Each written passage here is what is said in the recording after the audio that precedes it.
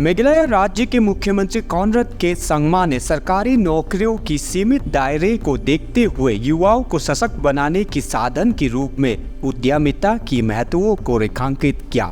शिलोंग में north eastern hills university द्वारा आयोजित रोजगार मेला में बोलते हुए संगमा ने रोजगार चुनौती से निपटने के लिए राज्य सरकार की बहुआयामी रणनीति के बारे में विस्तार से बताया। सार्वजनिक क्षेत्र के भीतर बाधाओं पर प्रकाश डालते हुए संगमा ने कहा कि विभिन्न क्षेत्रों, विभागों, प्रभागों और जिला नियुक्तियों को शामिल करते हुए सरकारी और एजेंसी पदों की वार्षिक संख्या मुश्किल से 1200 से 1500 तक पहुंचते हैं।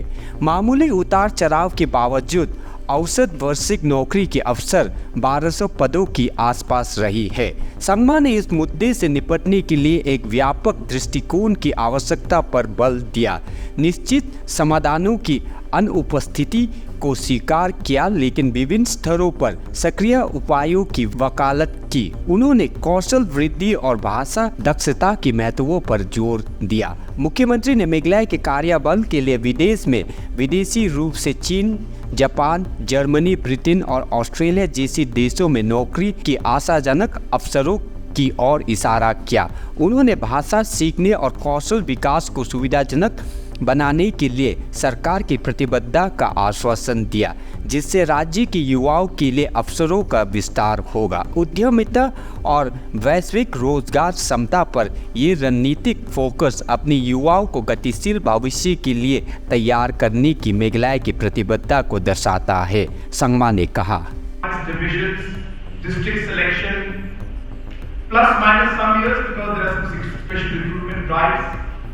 but on an average you will see that the numbers hover around 1200 for the whole year. And here in 10 days time we have 1650 youth who are ready to work. This is the reality that Meghalaya faces, and this is the reality that the country faces.